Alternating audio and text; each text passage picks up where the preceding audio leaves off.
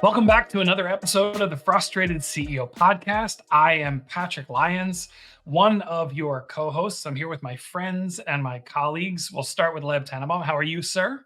I am very excited to be here. Good. We're excited to have you back.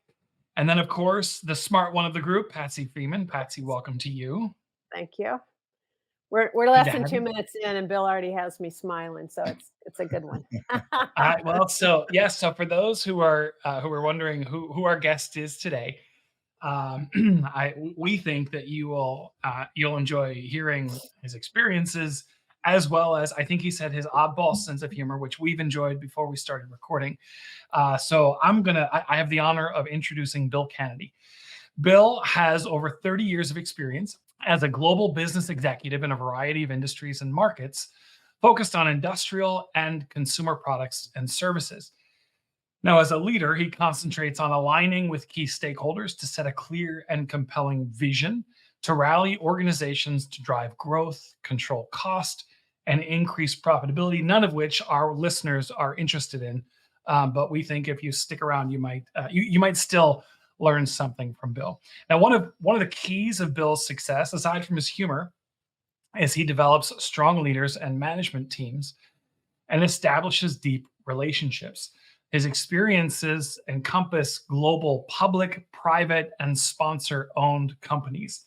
Now, what I find intriguing about Bill, it really was one of the first questions I asked him before when we were inviting him to join the show is, who in their right mind, Bill, is the CEO of two companies at once? Yes, listener, you heard correctly. Bill Canady is the CEO of two companies at one time. And these are not minor companies. One is a $1 billion company, and one is a $1.5 billion company. So, Bill, I'm going to let you answer that question. Who in their right mind? Talk about the companies. How did you get there? And what made you do that? Well, first of all, Patrick, it is great to be with you, with all of you today. It's exciting and truly an honor to be here. And to answer your question is, no one in their right mind is the CEO of two companies, regardless of their size. But what allows me to do it and what really keeps it exciting and energizing is the team, right? Having great people on your team who are focused on a few critical things and understand the process and where you're going. And so that's kind of where I'm at today. So it's exciting times in the Canady household, to say the least. Do you want to talk about the two companies? Yeah, absolutely. So the first one, no particular order, is a company called OTC. It's located in Ohio, Columbus, Ohio. It's about $1 billion, and it's primarily an industrial distributor in light manufacturing. So we do things like pumps, compressors, finishing, automation products, and all that. Interesting, in the United States, we're certainly one of the largest in all three of those verticals. We partner with the best and have been blessed to do it. Been doing it since the 60s. The other company is a company called Arrowhead Engineered Products, AEP, out of Blaine, Minnesota, about $1.5 billion. And it is in power sports, so motorcycles and ATVs and all those kind of really cool things, and also outdoor power equipment, so lawnmowers and tractors and all the things that go with that. So we're in about 50 countries, have locations in most of those, and about 6,000 employees in that one. Again, a really wonderful company, and I'm truly blessed to be part of both of them. And you said 6,000 in that one, and how many in OTC? About 2,000? A little bit over 2,000. Yeah, a little bit over 2,000 is where we're at with that. Yeah. It sounds more interesting than I tell people this all the time. So I run both companies off my phone, right? I really do. It's when you got this many locations in the United States, I have north of combined probably about 70 or 80 locations. And so we travel all the time. We're out there, we're with the team. If you're going to make it happen, you're going to make it happen out there with the folks. And if you go back just even 3 or 4 years ago, before the pandemic, you couldn't have done it the way we do it today. We were all four of us talking before we came on. And the pandemic, while it had a lot of interesting effects, maybe one of the better ones is we now have communications in our hands that you couldn't. I mean, it was almost like a Star Trek show. And so I can take my phone, start a meeting, walk into any of my offices. My computer knows I'm there. It goes right into the computer, and we never miss a beat. In fact, people won't even notice I've transitioned, other than the background might have changed. Mm. And Wow. so for us to be able to do that, so one is the technology is certainly the enabler. And second, and most importantly, is we have a common process that we run all our companies with. And the process isn't about giving the answers. We of course rarely, if ever, know the answers, but it's about asking great questions, making sure you're organized around those answers, and then focusing on the critical few things. And our process is really good at doing that. Now, leading one company is right. There's the stress, the pressure, something that our listeners certainly understand. How do you manage the stress, the pressure of two companies, right? When you're on call somewhat for 8,000 employees total. Not all of them call you directly. I'm sure you've got good leadership teams in place, but maybe that contributes to how you manage it. But then providing strategic direction, providing leadership. How do you manage the stress and the pressure?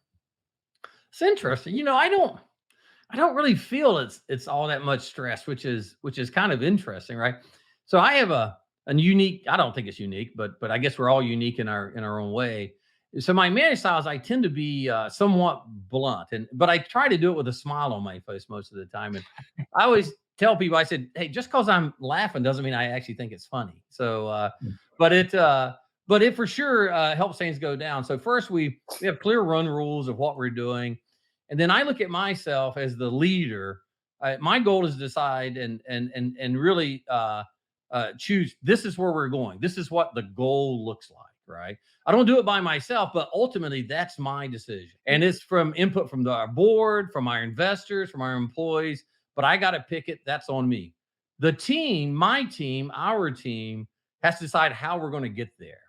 And if you're going to run big global companies, regardless of the size and the complexity of it, you got to have two things that everybody understands. One is they got to understand their tools, their process, how they actually do their job.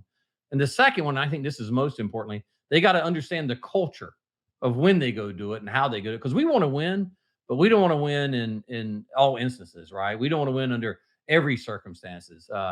And so we try to do that we do a lot of training. We put a lot of collateral out there for people. We go out, we talk about who we are and where we are. But most importantly, it's about, what does winning look like? What should it feel like? Just how you should be doing it.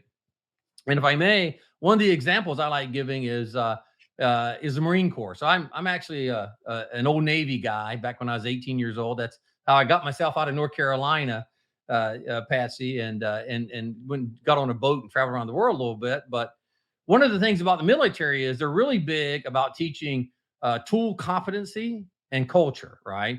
So they'll teach you how to use your shovel and your weapon and how to do everything they need to do, but they'll also teach you when to do it. So if you take the Marine Corps, and I grew up right outside of Camp Lejeune, so I was really kind of inculcated in that. What happens is they take a young lieutenant right out of college, right? Maybe 21 years old.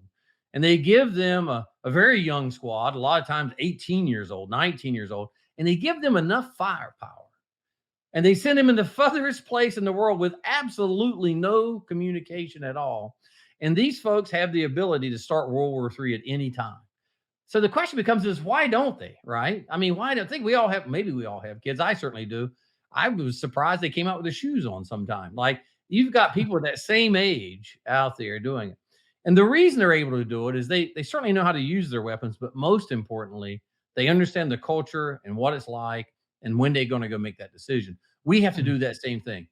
Thankfully, our issues aren't starting World War III, right? We're just trying to get a sale and do it honestly, take good care of our customers. Do both companies, Bill, have similar core values and maybe similar cultures from your perspective? Yes and no. So, and what I mean by that is we absolutely have core values, and it's always exactly around the same thing, right? It's be good, hardworking, honest people. Be a leader in our industry, take care of our customers, all that. And the core value set that they had when I came in. One of the first things we do, though, is we go through that core values piece, and we try to breathe life into it, because I've never ever had a company and they said, let's go treat people badly, right? It just doesn't happen. So, but what does happen is you do this work, and then it's like a strategy plan. You just set it up on the shelf, right? And so what we do is we take it back off, and first we We all stack hands and we agree this is a good core value and it's how we want to do it. We'll try to, if they're too complex, we'll try to simplify them, but keep the spirit of it. And then here's what we do. Every time we do a town hall session, every time we go out, we start with our core values. All right. So we'll say we invest in the company. That's one of the big ones. So we have a town hall coming up, and we're this year in our OTC group. It's all about growth. The company is ready to grow. It's been growing a lot, but we're going in a down economy, really softening for sure. Maybe down, who knows, right? But we believe that we can control our destiny by doing the things that we focus on. So we don't care what the market's going to do. We're going to do what we're going to do. And so we're going to start out that town hall talking to two of our core values. One is partnership, and the second one is investing. So we are saying we are becoming, and we have evidence of it, right? This is partnership. This is what it looks like and what it feels like. And this is investment. These are the investments we're making in the business. And then we will do that entire an hour of talking like we are, and then an hour of Q&A for maybe 1,500 people will be on that call. And just talking through the framework of these are our values and this is what drives. Oh, that's fantastic. And Breathe life into it, right? Yeah. Give them an example.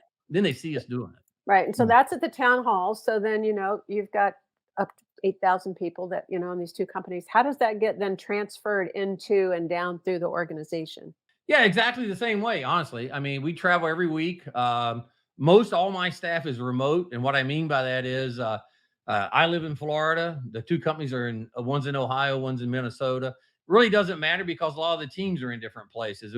Some companies were able to keep themselves together in one location, given our footprint and how it's been a bunch of roll up of different companies. People live in Virginia and Washington and California and Colorado. It actually works out in our favor because every week we will travel and go to a location. At that same location, we actually do the same thing. We talk, here's where we've been, here's where we are, here's where we're going. And then we're going to pick a core value and we're going to talk about that core value, what it means to us. And then we talk about how we're demonstrating it through there.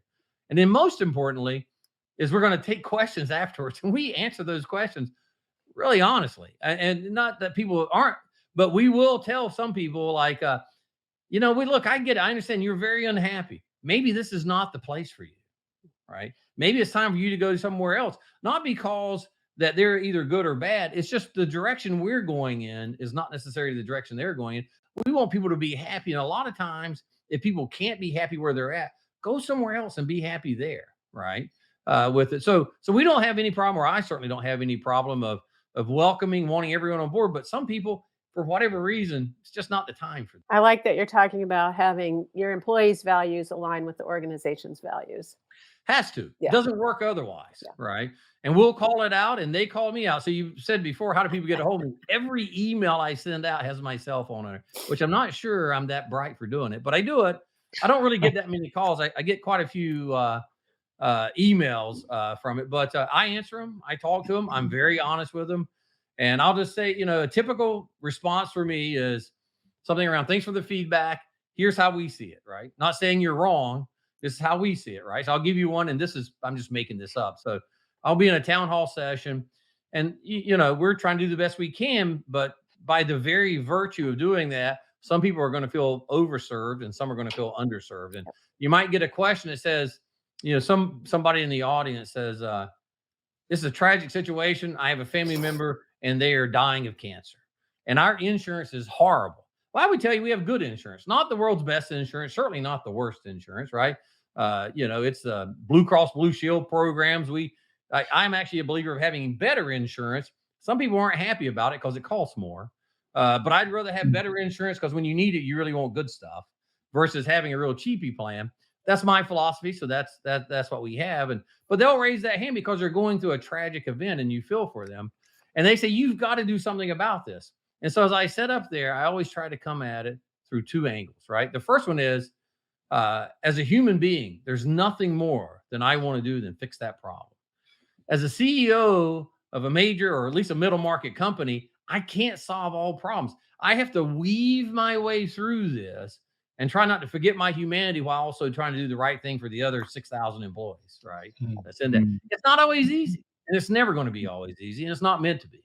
Bill, are there maybe a couple of categories that you find frustrating? Boy, I find everything. Right. I could just go on random right now. The weather that has been driving me crazy. It's wet and cold.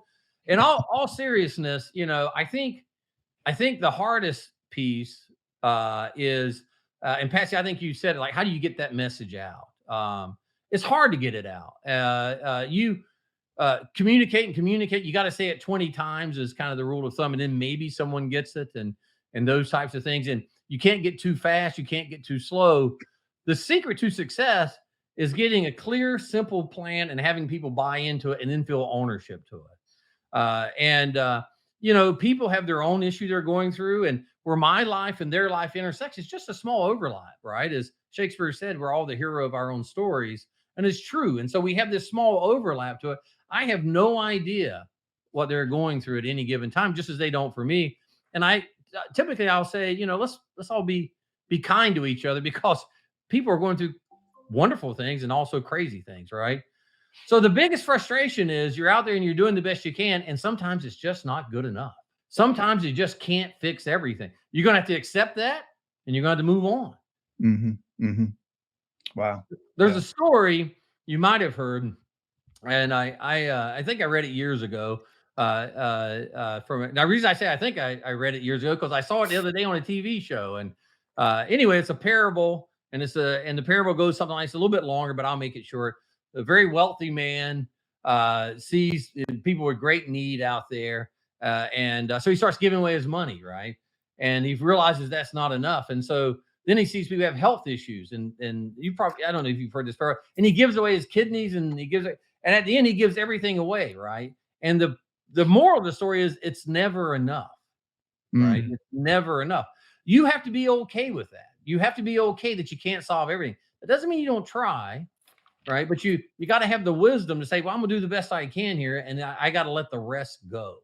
But ultimately, my charge, my piece is, I've got to steer this ship in and get it in the port there, because we have three core constituents counting on us, right?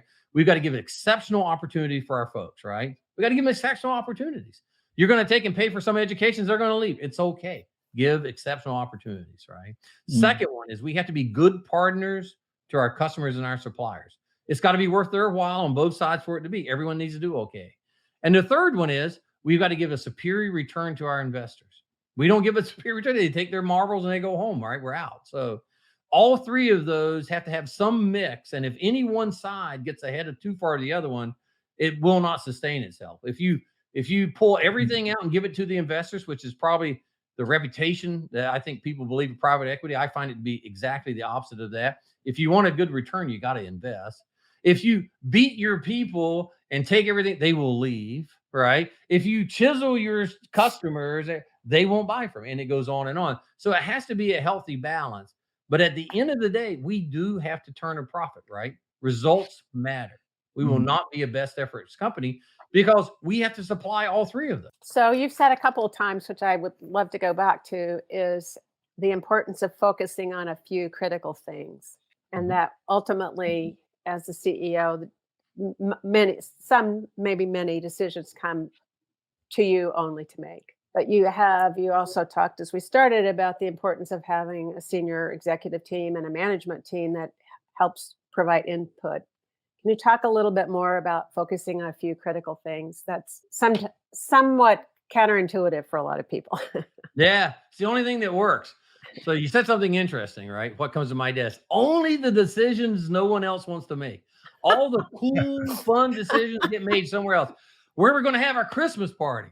Like what? No one asked me. No one even cares what I think. Everybody's got an opinion about that, right? What color our shirts should be? Okay, all the fun stuff someone else thinks. I have yet to sign off on Taco Tuesday. I want to so bad because everybody loves tacos, right? Nope, it's all the stuff we talk about, that there is no right or wrong, right? It's only some shade of gray, and you got to get yourself through it. And I don't mean to make it sound dire, but there's going to be consequences on both sides. Yep. You just got to pick the set of problems you're most comfortable living with, right? So as far as kind of the I always thought Truman had a very famous sign on his desk. Do you guys remember what that said? Mm-mm. The buck stops here. Oh, right? yeah. Okay. Yeah, his picture made with it and all that. Mm. I thought it was a bad idea to have that, right? Because it just said he made all the final decisions. I actually don't. I don't want people to think I make all the final decisions and all that. I'm happy to make them, but I'm not a one man with 6,000 admins, right? Who are just I go tell. They got to know where we're going. They got to feel the same ownership I Yep. feel on it, right? And so what I really want from people is I want them to do just a couple of things. I want them to come in and say, "Look, I have a situation. I have a situation. Here's the situation. Here's what it means. Here's what I think we should go do." Right? I don't need a newspaper. I can read the news. Like, tell me what you think we should do. And I assume you're here because you need my decision for whatever reason. So I need both pieces of it. So I have a litany. I say I call it the leadership or the leader's mindset, and it's 4 pieces. Right. So, and I found if I stick to these 4 pieces and if I hold everyone else accountable to them, we never have any issues. It gives the answer every time, right? And there's a first one is, and these are in no order, data driven. You got to be data driven. You don't have to have all the data. If you come in with less than 20% of the data, we are guessing. We have no idea. Mm. If you have more than 80% of the data, we are so late. Everyone has passed us, right? We are the last person going into the show. Get some data, right? Rules of thumb and guts are important, and we get them however we get them. Typically, we get to make good decisions because we made a lot of bad decisions, right? We don't want to repeat that. But be data driven, number one.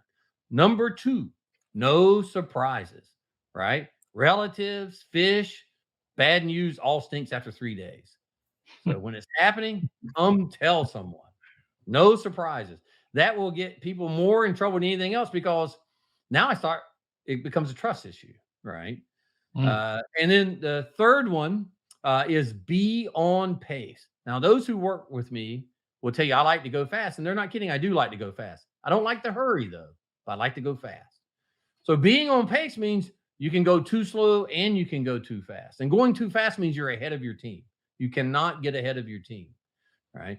Going too slow means your team's dragging you. You need to be together going at it. So be on pace. That's appropriate for the situation and whatever your team can handle.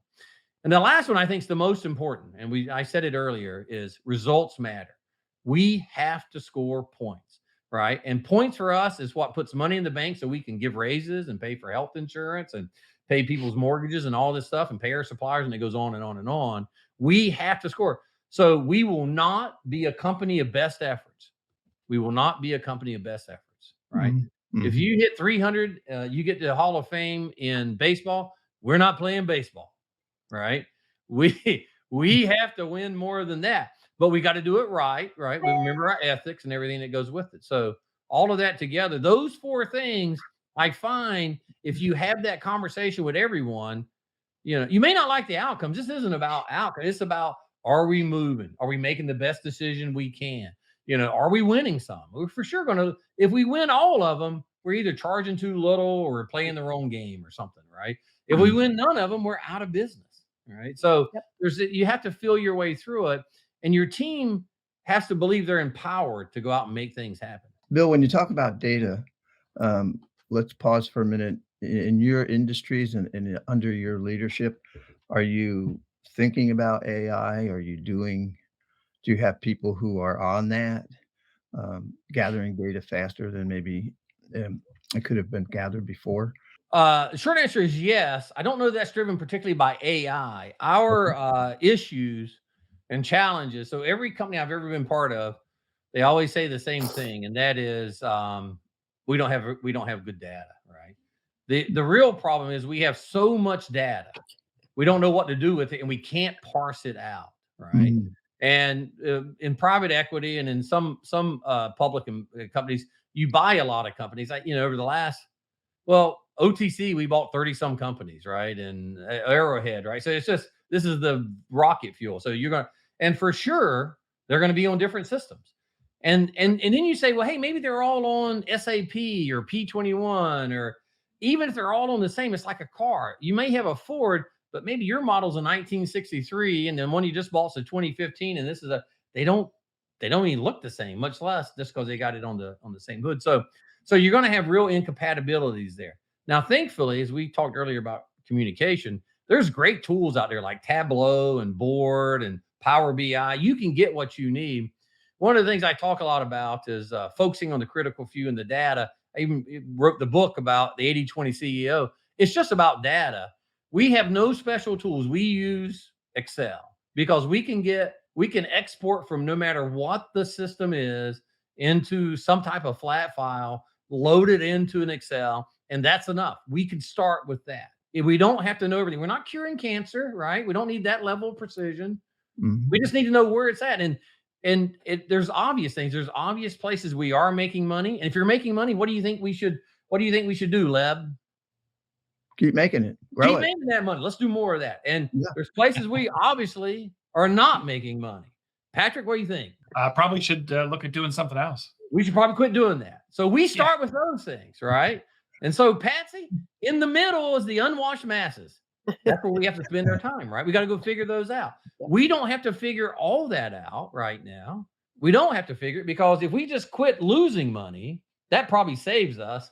And if we take those ones that clearly love us, and believe me, everybody will know who they are, and just do more with them, we start growing. You can do it really fast, right? The data will show you where the real challenge comes for a CEO is it's not your customers who are going to fight you. It's not it's your own employees, right? It'll be the employees for a variety of reasons, depending on their roles and their personality, who will fight you every step of the way. And they don't mean bad things by it. They truly believe in it. But the road to hell is paved with good intentions, right? So you have to be careful. You have to make sure you change incentives and things like that. And you have to set an environment where people can. I always say the same thing, right? You can't fall out of a basement. So we're in trouble. Let's get after it. Let's quit doing the stuff that's not working. Do a little more of this. We'll get through this together. To me, you just described the importance of culture. Yeah, for sure. So they're going to watch what I'm doing and how I'm treating people and how I'm conducting myself. And if I'm doing all these things, right, they don't really listen to what you say. I do all these talks and everything, and it's interesting. And I think a few people get out of it. And I wrote a book about it and all this other kind of stuff. That will reach a very small sliver. It's really what you do. It's like your own kids. They're going to watch what you do, and they're going to emulate that. Because if it's okay for Dad, it must be okay for me, right? President Obama, I don't know how you felt about it. It's not even important. But they did a study on him. Now, you may know this. He smoked, right? Did you know President Obama was a smoker? No. Nope. Yeah, he was a smoker, but he would hide it. But because he was president, he was always videoed everywhere. And about every few weeks, he would be, and he wasn't a heavy smoker, and I'm not picking on the man, but the interesting thing was because he was a very handsome, very articulate man, and he was young, right? Oh, thank God, right? He was young. And every time he would smoke, cigarette sales would tick up. They could correlate. People watch what you do, and if they admire you either by your role or who you are or how you do things, they'll do the same thing. So I would be very curious to hear what are 2 or 3 of the things that you do, the behaviors that you exemplify, that you say are really connected. That is what connects you, or people go, I'll follow him anywhere. That's an interesting question. I often wonder why people follow me anywhere. I've been blessed. Most of the people working for me now have worked for me in the past at some different time in different roles. Today, I think out there's for sure more than 20 people who are sitting CEOs and presidents that I gave them their first job as a president. Cool. Like that, right? So I don't know why they follow me, but I think it comes down to a couple things, right? Thank you. So Take a good guess. Take a good guess. I don't have an answer. I may not be correct, but I am rarely unsure. So so the first reason is you're going to get honest feedback, not hurtful feedback. It's going to be very honest. You're going to know where you are. And we have a high standard, and it's not the standard of Bill. Is we talked before about these 1,000 employees. We got to go look after them, and we have to do our job with it. I find private equity the absolute best place ever to run a company, and I'll tell you why. The first is, I'll just use public companies. You lurch from 90 days to 90, quarter to quarter, and you have an infinity horizon, right? It's not a bad thing. I've ran public companies, right? But you're pulled in so many different directions by so many different things that may not be the same all the time. The second, private companies. Private companies are values driven, and the value is whatever is the owner. The value may be take care of the town and the people. It's very common. It may be they want a bigger boat. then you're going to be buying bigger boats. It's the values of the owner, not good or bad. In private equity, we have one simple goal. What is that goal, Patsy? Probably stakeholder returns. Make money, right? Absolutely make money. And the formula is well known. It's MOIC, MOIC, multiple on invested cash. We know exactly what we want based on our history, how much we put in, what number we expect back. The industry standard that people like is 3. So for every dollar you put in, you want 3 back. Make sense? That math is easy to do. Now you may feel good or bad about that, but what it does is it immediately aligns everyone. What do I have to? I'm at 100. I want to go to 300, whatever that means. What do I have to do to get it? Do I have the plan, the team, whatever it is? And if I don't, what do I have to go do it? How much dry powder do I have? Can I buy companies? What does organic look like? What is that? It is a mathematical equation. It is the only industry that I'm aware of that you know what your goal is supposed to be. It's super empowering, right? So you come in and you have a team and you go, why would they follow you? If you like being in that sort of thing, it is the most gratifying place you can ever be. It's clear what we're trying to do. And you cannot get there. We cannot get there on the backs of others. You can't, the old Wall Street movie where they pulled the pension plan out, that you can't do that stuff, right? It just doesn't exist. No matter how great you are, that doesn't mean it hasn't been done in the past, right? But I'm just talking about where we are today with the way things work. You can't get there. The debts are too high. Interest rates are too high. You have to add value. That does not mean everyone's going to like the decisions you make. That doesn't mean you're going to invest in everything, right? But it's clarified. So you come in, you work for Bill. You're going to be in an environment where your goals are clear and straightforward and achievable, right? Because we're all tied to the same goal. I'm not going to give you a goal that I don't think is achievable because it's not achievable for me either, right? So we're aligned. Second piece is you're going to get very clear feedback, and the feedback is not going to be personal. It's not, work out of your home. Look, you don't know where, do whatever you want. Wear a golf shirt if that makes you feel good. You should dress for your day. You shouldn't dress for me. If you're seeing customers, dress appropriately. You're going to be on the New York Stock Exchange, dress appropriately. Working in your home, so forth, right? Don't embarrass your mother, dress appropriately, right? This is what we look for. So we're looking for adults to be in the room who are pros at what they do. And if you come here and you buy into that, you're going to get to prove, because you've always said to yourself and everyone around, you always went home, told your spouse, they would just let me do what I know is right. I'd show them. You're going to get to do that here. And guess what? You're going to get the good and the bad that goes with it. We're going to find out, do you really know? That's good. Bill, if all goes according to plan, the day that this podcast launches is the same day that your book launches. So your new book coming out, it's called The 80/20 CEO. For those on YouTube, if you're not on YouTube, why are you not watching us on YouTube? Head over to The Frustrated CEO on YouTube and you can get this episode and all episodes. But over Bill's, let's see, right shoulder, I think, is you've got a picture of the cover of The 80/20 CEO coming out, which outlines the system you've created that helps owners and operators profitably grow their companies. Talk about the book, talk about the system. Yeah, so thank you for that. I thought it was subliminal. I thought it would be so subtle having that over there. It's amazing what you can buy for like $30 off the internet, isn't it? So look, I've been doing the same type of work most of my career, and it's refined itself through it, right? And it gets, sometimes we won, sometimes we lost, right? And we've taken all of that and we put it down together and created this process. And I've been very blessed with the people I've been with through the years to not only learn it, but then help lead it. One of the questions that we got from everywhere was, is there something I could read on this? And I'm sure people will say that sort of thing all the time, but it was actually true. There's very little out there on using 80/20 to run your businesses. There's a lot of books out there on 80/20 as the Pareto principle and how it is the theory of it. But how do you take the theory and put it to actionable items? And that's what we did here. We look back, we look at companies like ITW, which is the first one I ever saw did it. They took this little business and a little business they buy, and they buy thousands of them, and they made something worth over $40 billion, right? We were at IDEX. IDEX, took the company from from $1 billion worth of sales to today the company's worth 15 billion, right? They all did it from small little groups to large groups using a very thoughtful process. And so I got asked for it a lot. And then I thought we really should put it together. And so I took all that work that we did and we put this book together, and it's really designed with just 3 things inside of it. So the first piece is a little bit about my story, really just to give a little social credibility to say, hey, I've been there, did that, right?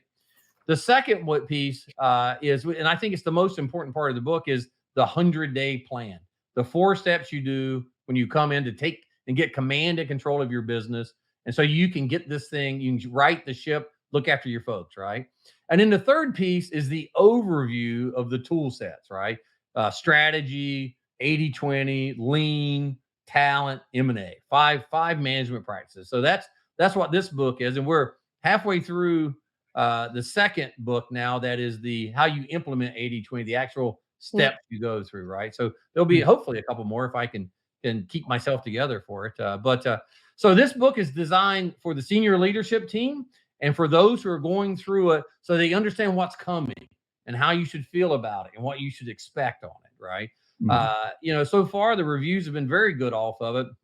It's for whatever reason, and it's been #1 on Amazon for a few weeks now, which is kind of like saying you're the tallest midget because you're #1 of a segment, right? It's like of strategy. I'm like, is there just me in the category? I don't know, but anyway, I've been #1 for a few weeks off of it. It launches the 27th. You can get it as an ebook, as a hardback, a paperback, and it's also available on Audible or any of the Audible systems, audiobook systems, and that you can download now. Yep. And as I said, if a listener is here, if you're hearing this episode, then that book is available. You can go to Amazon and get it. Now, is it too much to ask when you talk about a 100-day plan and 4 steps? I instantly want to know, what are those steps? Do I have to buy the book, or will you share? I will buy the book, but will you tell us now?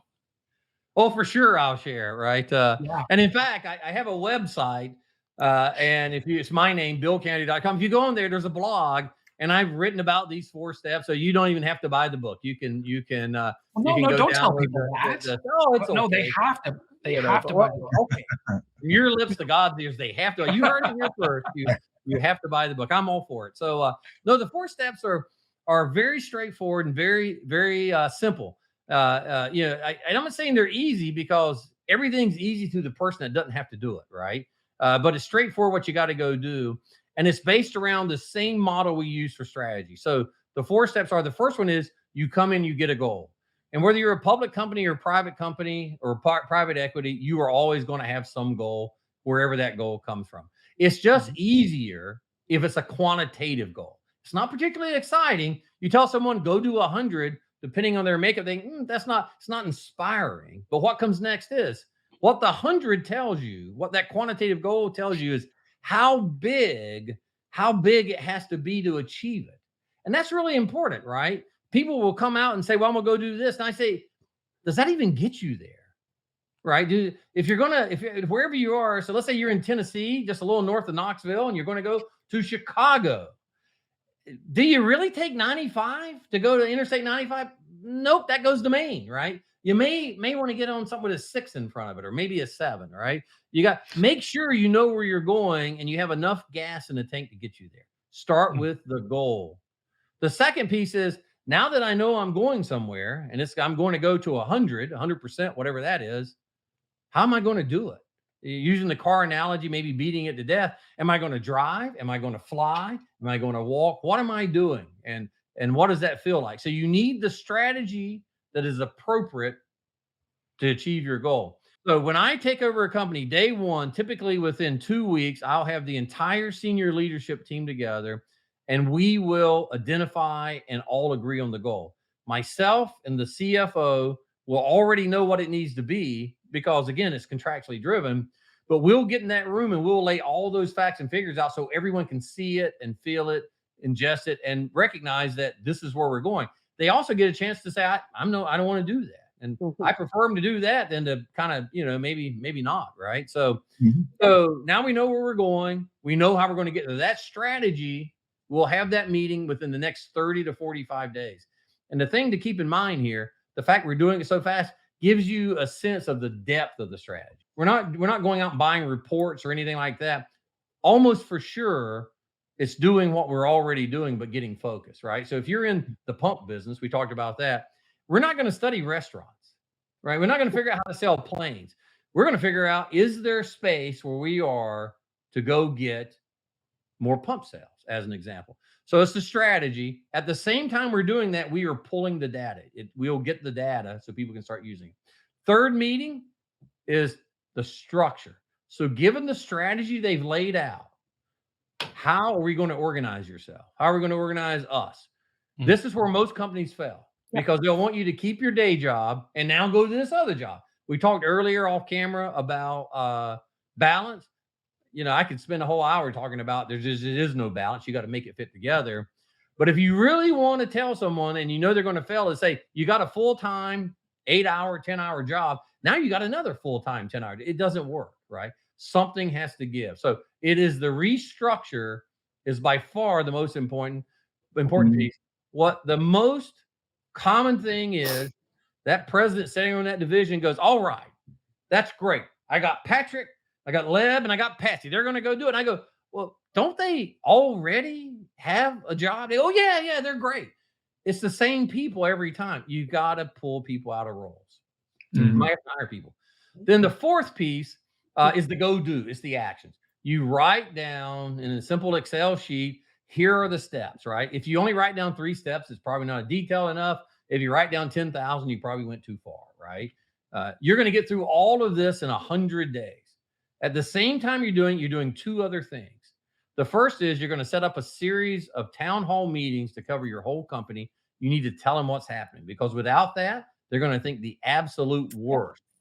They're going to think the absolute worst. You come in and you're honest with your people and you tell them it's inspiring, right? They think finally someone is recognizing the mess we're in and they're going to do something about it. They may not like the answer, but we're going to do something about it. The second piece that we're doing is we are pulling data as fast as we get the data really quickly. That's not the issue, but we're pulling it and we're putting it in front of it. And then what happens is people will start telling you, well, that's not really true. Well, no, really. 1 + 1 is always 2. I'm for sure this is correct, right? Now, how do you feel about it? And that's where your negotiations begin, right? It's progress, not perfection. Let's start somewhere. Defeat the white page, whatever euphemism you like. But that's your 4 steps. You get that through in 100 days. On your first meeting with the town hall, you tell the company when you're going to do it. So I took over OTC August 9th in 21. I said December, on or before the end of the year, December 31st, we will launch with our strategy, structure, and action. We launched December 16th, right? Cool. So we promises made, promises kept. It was not easy, but it never is, right? So, but it was straightforward what we had to do. That's your 4 steps. Anyone can do it. Now, the interesting thing, just to add on to that, that is the same process we run for strategy. And we run strategy as an annual process. So as soon as we get that, we call that the stub year, because you always come in somewhere, right? And it's rare you come in on January 1st. So we call it, and we move into what we call earn the right to grow. You got to take these actions before you get to grow. So that's where we're really focused on earn the right to grow to begin with. We get everybody aligned, not perfectly. They own it. So it's hard for them to complain if they own it. I'm like, your plan. So yeah, so it's an exciting piece of it. Then we immediately pivot to our annual strategy plan. So the first time took us 100 days. We immediately go back, start on it. Generally, to get the second one, they get about 6 months. You really need a year. So it's the 3rd year before you get a really good strategy. But the strategy goes in situation assessment, right? That's number 1. It's what's happening. That's the same thing as the goal. The second strategy piece is the framework. Given that, what do we think our options are? We typically do that in the first quarter. The third piece being the business plan, which is the numbers it adds all up. That's what we present to the board, to the investors, and what we commit to, right? So it's the little baby strategy in 100 days is all it is. Simple as it can be. Simple and profound. Like most, the Gettysburg Address, one of the most impactful speeches ever. How many words was it? Like 280. Not very many, yeah. Yes, nothing. Just on his little pedestal. The whole thing could fit on a note card. Perfect. We All right. believe in simplification, so I get that. That's good to know. I'm full of useless trivia. So my book, I love to read, right? And I like history. So the book is full of like historical anecdotes, and yeah, I like World War II, and I like the founding fathers and all sorts of crazy. So all through that is all sorts of little, because most business books are profoundly boring, and Yes. they're either technical manuals that no one can get through, or they're just kind of dry prose. So I like history, so I do it through the lens of that. And Yeah. since I wrote it, I get to pick. So is it safe to say that the 80/20 CEO is not a profoundly boring book? Well, that'll be a matter of opinion. So I like to think it's amazing. I just find myself totally fascinated with it, but then I'm simple too. So I actually the feedback I've gotten has been remarkably good, and so we'll see how it does. I think there's a niche here and a need out there. People are looking for guidance on something they can do without having to invest in some massive system, or I got to have the latest software. No, it's really about just getting your team together, getting focused on something. It doesn't even have to be the best thing, just something. And as soon as you start making something better, other things get better. People want to win. Yeah. Yeah, Mm. Give them a way to go win. that's great. I love That's that. awesome. All right, I'm looking at the time. Is it? We could I feel like we could ask a dozen more questions and double the time, or is it time to get practical? You're looking- driving. I'm just a simple country boy. I can't wait to see what you do. It is time to get practical. Time to get Yeah. practical. Okay. All right. Good. Let's. And it may be time to bring Bill back, but it's not. Oh. It may be a yes and. So Yeah, there you go. We might have to have you back for another episode. Talk more about things we haven't gotten Glutton to for yet. punishment. That'd be awesome. So, listener, this is the part of every show where we want to give you specific actionable things that you can do in your business to begin making progress in any of the areas that we covered today. Or, Bill, if there's something that we haven't gotten to, something we didn't tee up, that would be a tidbit for a listener, a CEO, a frustrated CEO. What are 2 or 3 things that you would recommend that they can do starting today, starting tomorrow? Bill, we'll let you go first if you'd like, or else we can go and then you can circle back at the end. I've done so much talking. Why don't you go first? All right. I'm All right. That felt good. All go right. ahead, Patrick. All right. Okay. Let's. Good. All right. I can do that. I loved the leader's mindset. So maybe here's a practical application for the CEO. Have a leader's mindset, right? Be data driven. No surprises when something's bad or when something bad is happening. Tell someone. Be on pace, whatever the right pace is for the situation. Be on pace, and then have a mindset that results matter. Right? I love this. Don't be a company of best efforts. I thought that was insightful. I like Bill. Earlier, we're talking about balance the decisions that you make between your humanity and your responsibility as a CEO. Right? It's okay to honor both. But at the end of the day, yeah, it's a balance. I don't know what else I could add to that. I thought that was profound enough that I wrote it down. I love the 100-day plan. I thought not to necessarily recap the whole thing. Maybe we can direct people to your blog for that. But come in. Number 1, come in, get a goal. Number 2, identify how you're going to achieve that goal. So what's the strategy to make the goal happen? Number 3, create the structure to You're writing the book. strategy. What's that? Pass it around. Well, that's my third one. And then go do, right? Create the detailed steps to get you there. So that's my 3, and I'll circle back at the end. How's that? That's awesome. So what do you add, Leb? All right. Well, lots been said, but I would say that people pay attention more to what you do than what you say. So Mhm. as a leader and a CEO, pay attention to what you're doing. Another one for me is so basic, but people want to win. It's fun to win and it's exciting to win, even if it's hard. Hire adults. Oh my God. That's good.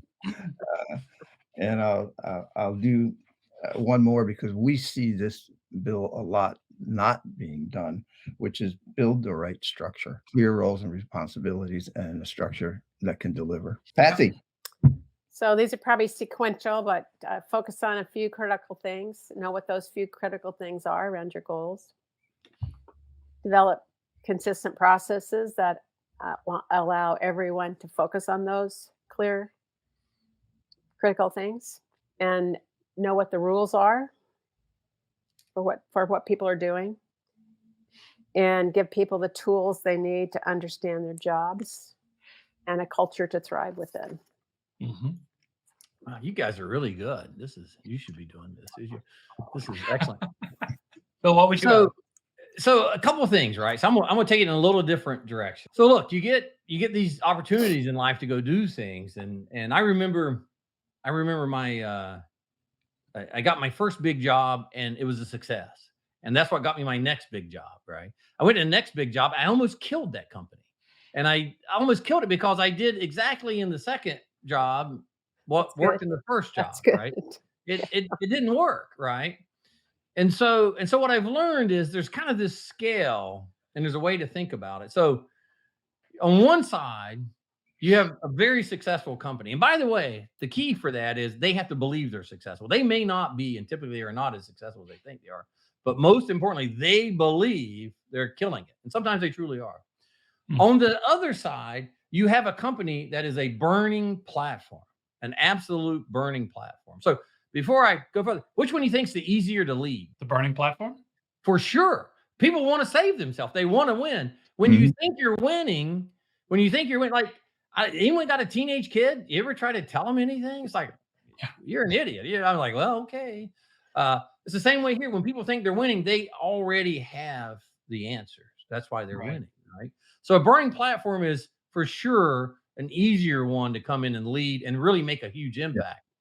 But you have to have a skill set and approach that allows you to operate in any of those, because you don't actually know what you're going to get. And whatever they tell you is probably not how it really is. Yeah. Right. It's not all bad. It's not all good. It's somewhere in the middle, and it's episodic.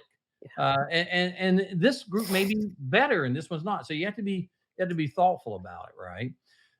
But getting the data is going to help you and everything. But having kind of a self mantra will really, really make a difference, right? And I call it the listen, the learn, and leverage, right? So you come in and you seek to listen. What's happening? Then you take that knowledge and your own personal knowledge, right? Right. So you've learned, you put those together and you leverage it to go make the situation better. And you give yourself permission to do that. And if it's a successful company, about the only way you can get your way in, regardless of what your title is, just because you have CEO doesn't mean they're going to listen to anything. You still got to get followership, is you look for what I call the white space. So where is something that really could be made better? It's going to be kind of obvious. No one has staked it out, and you're not going to offend anyone, right? And you're not going to get, you won't get in trouble too much. You find that while you're going through your Triple L tour, and you focus on that because people will naturally want to go with it, right? So one company I took over, very successful. They were doing everything right, had some issues. And what I figured out, it took me about 90 days, was they had a capacity issue, right? And if we could free that capacity up, we could really do something. I took the company from 300 million EBITDA to 600 million in 2 years by investing $150 million in capacity. It took us a while to figure it out, but it became obvious that was the issue. But the solution wasn't just go get capacity. You had to figure it out, right? So depending on the situation, if you come into a successful company and you do this 4 steps, day 2, you're going to freak everyone out. And be like, who is this crazy person? If you come into a burning platform and you take 90 days to go say hi to everyone, they are going to fire you.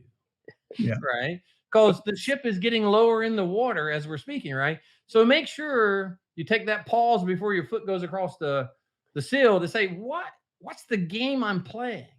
Mhm. And now given that, because you will have the tools for sure, it's the same tools every time, right? What's the data say?